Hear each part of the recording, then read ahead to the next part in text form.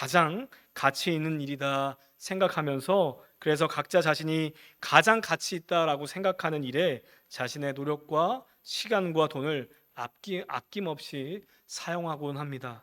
그렇다면 예수님을 믿어 하나님의 자녀요, 예수님을 따라가는 제자가 된 저와 여러분은요, 우리에게 주어진 삶 속에서 무엇을 가장 가치 있는 일이다라고 생각하며 무엇을 어떻게 각자의 주어진 삶의 자리에서 살아가야 하는 존재일까요? 오늘 이 오전 이 시간 우리에게 주신 하나님 말씀을 통해서 저와 여러분의 삶 속에서 가장 가치 있는 일은 무엇인지 깨닫고 하나님께서 기뻐하시는 일을 위해 기쁨으로 쓰임 받으시는 저와 사랑하는 샘물의 모든 가족들 되시기를 간절히 소망합니다. 예수님께서 갈릴리 해변을 다니시다가 두 형제 곧 베드로라 하는 시몬과 그의 형제 안드레가 바다에서 금을 던지는 것을 보셨습니다. 예수님은 그들에게 직접 찾아가셔서 19절 말씀과 같이 나를 따라오라, 내가 너희를 사람을 낚는 어부가 되게 하겠다라고 말씀하시지요. 그렇다면 여러분, 예수님께서는 왜 평범하게 어업 일을 잘 감당하고 있는 베드로와 형제 안드레를 부르신 것입니까? 맞습니다. 예수님께서는 베드로와 형제 안드레를 부르신 그 이유는요, 이제는 더 이상 물고기를 잡는 어부가 아니라 사람을 낚는 어부, 다시 말해서 주님의 사랑과 은혜를 모르는 사람들에게 주의 복음을 전하여 다시 하나님께 돌아오게 하는 일을 위해서 베드로와 형제 안드레를 자신의 제자로 부르신 것이죠. 여러분, 그 당시 선생은요, 즉 랍비의 제자가 되기 원하는 사람들은요, 랍비를 직접 찾아가 제자로 받아달라고 요청하였습니다. 그러나 우리 선생, 즉 랍비가 되시는 우리 예수님께서는요, 어떻게 하십니까? 제자들에게 친히 직접 찾아가셔서 이 제자들을 선택하셨죠.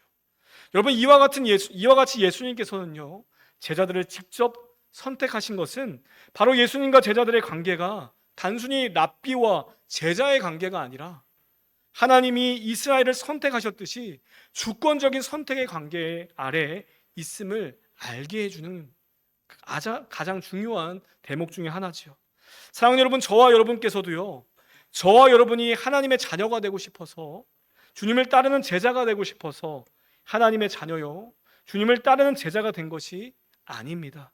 바로 하나님의 주권적인 선택 아래 된 것이죠. 요한일서 4장 10절 말씀에 이렇게 말씀합니다. 사랑은 여기 있으니 우리가 하나님을 사랑한 것이 아니요 하나님이 우리를 사랑하사 우리 죄를 속하기 위하여 화목제물로 그 아들을 보내셨습니다 라고 말씀합니다. 그렇습니다. 하나님께서 저와 여러분을 먼저 사랑해 주셨고 저와 여러분의 죄를 깨끗하게 씻어주시기 위한 대속제물로 아들 예수님을 이 땅 가운데 보내주셨죠. 그리고 그 아들을 믿는 자에게 하나님의 자녀가 되는 권세를 주셨고 예수님을 따르는 제자의 삶을 우리에게 허락해 주셨다는 것입니다. 맞습니다. 본성이 죄인인 우리는요, 거룩하신 하나님 앞에 나아갈 수가 없으며 우리의 의지로 예수님을 믿을 수가 없으며 또한 하나님께서 선물로 주시는 그 영원한 생명 또한 얻을 수가 없는 존재였습니다. 그러나 오직 하나님의 주권적인 은혜로 말미암아 저와 여러분을 수많은 사람 중에 선택해 주셨기 때문에 우리는 구원을 선물로 받게 되었으며, 그러므로 저와 여러분은 하나님의 자녀가 되어 자녀에게 주어지는 그 참된 복을 누리게 되었다는 것입니다. 그리고 바로 예수님을 따르는 제자가 되었다는 것입니다. 그렇다면 예수님의 제자는 무엇을 위해 살아가는 자입니까? 그렇습니다. 예수님의 제자는요, 사람을 낚는 사명이 있다는 것입니다. 다시 말해서 저와 여러분은요, 아직 예수님의 사랑과 은혜를 깨닫지 못하고 영원한 죽음에 이르는 사람들을 불쌍히 여기고 그들을 향하여 복음을 전하고 구원하는 그 사명이 저와 여러분에게 있다는 것입니다.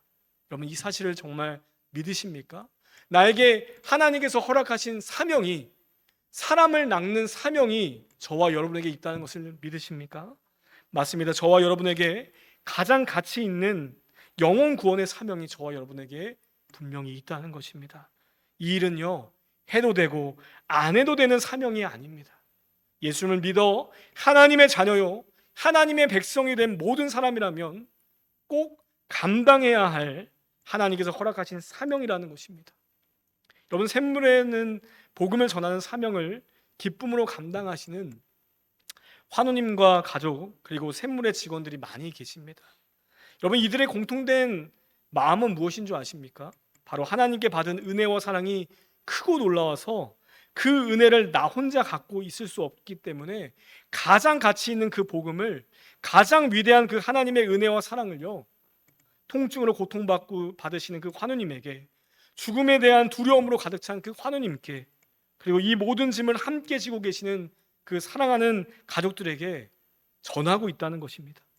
여러분, 하나님의 사랑을, 하나님만이 주실 수 있는 그 영원한 생명과 하나님 자녀에게 허락하신 평안과 기쁨을, 그 하나님 나라에 대한 그 소망을요, 저와 여러분의 입술로, 또한 저와 여러분의 섬김을 통해서 전하고 있다는 것입니다. 그리고 우리의 삶을 통해서 전할 수 있다는 것이죠. 사랑하는 여러분, 하나님은 자신의 주권적인 은혜로 수많은 사람 중에 저와 여러분을 선택해 주셨습니다. 그리고 하나님의 자녀요, 하나님의 사랑과 은혜를 전하는 제자의 사명을 주셨습니다.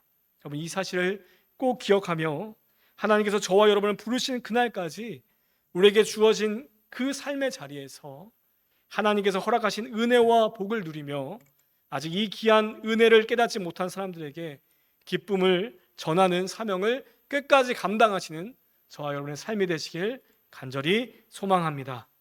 계속해서 예수님은요, 오늘 함께 읽은 본문 말씀 속에서 어떤 사람을 자신의 제자로 삼고 계십니까? 예수님의 그 부르심 앞에서 베드로와 형제 안드레는요, 우물쭈물하지 않습니다. 오히려 즉각적으로 예수님을 따르려고 응답합니다. 그런데 우리가 꼭 기억해야 할 사실이 있습니다. 베드로와 형제 안드레는요, 20절 예수님을 따르겠다라고 말만 하지 않습니다. 20절 말씀과 같이 이렇게 말하죠. 그들이 곧 그물을 버려두고 예수를 따르니라 라고 말씀합니다. 계속해서 예수님은 21절 말씀에 다른 두 형제, 곧 세베대의 아들 야고보와 그의 형제 요한을 자신의 제자로 또 부르십니다. 그런데 이들 또한 22절 말씀과 같이 이렇게 고백하는 것이었습니다. 그들이 곧 배와 아버지를 버려두고 예수를 따르니라 라고 말씀합니다. 사랑하는 여러분, 하나님이 다윗을 부르실 때 양치는 일에 성실히 임하던 그 모습에 주목하셨던 것처럼 예수님 또한 먼저 이들이 성실히 어부 일을 하는 이들에게 주목하셨다는 것입니다. 그리고 예수님은 자신이 하는 일보다 주님을 따르는 일에 더 가치 있다라고 생각하며 자신의 소중한 삶을 버려두고 기쁨으로 예수님 자신을 따르는 제자들의 모습에 주목하셔서 그들을 주님의 제자로 부르신 것입니다. 여러분, 예수님을 따르는 제자의 삶은요, 자신의 직업, 자녀와 가족을 모두 버려두고 주님을 따르는 삶이 제자의 삶이라고 성경은 결코 말씀하고 있지 않습니다. 무엇입니까? 바로 나, 세상, 자녀 등등과 같이 삶의 가치를 높게 두었던 그 위치에서 이제는 가장 가치 있는 삶을 예수님께 두는 삶이 바로 예수님을 따르는 제자의 삶이라는 것입니다. 지금까지 나 중심적으로만, 가족 중심으로만 살았던 그 삶이 이제는 하나님께로, 예수님께로 나의 삶의 가치를 옮겨드리는 삶이 바로 예수님을 따르는 제자의 삶이라는 것입니다. 빌립보서 3장 7절과 8절 말씀을 같이 함께 읽겠습니다. 그러나 무엇이든지 내게 유익하던 것을 내가 그리스도를 위하여 다 해로 여길 뿐더러 또한 모든 것을 해로 여김은 내 주 그리스도 예수를 아는 지식이 고상하기 때문이라. 아멘. 그렇습니다. 예수님을 믿음으로 말미암아 지금까지 가치 있고 유익하다고 생각했던 모든 것보다 예수님을 알고 예수님을 믿는 것이 더 가치 있고 더욱 유익하기 때문에 이제 나의 삶의 중심의 자리에 주님께 내어드리는 사람이 바로 예수님을 전심으로 따르는 제자의 삶이라는 것입니다.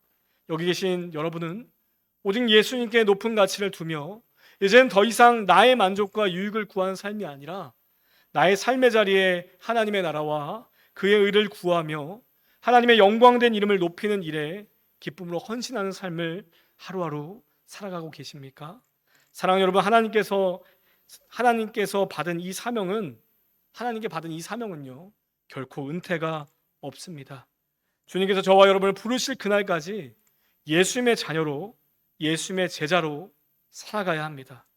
여러분, 샘물에 오시는 환우님들 중에는요 자신의 육신이 힘든 상황 속에서도 오히려 자신보다 더 통증으로 고통받고 불안해하시는 옆 환우님들을 잘 섬기는 모습들을 많이 보게 됩니다.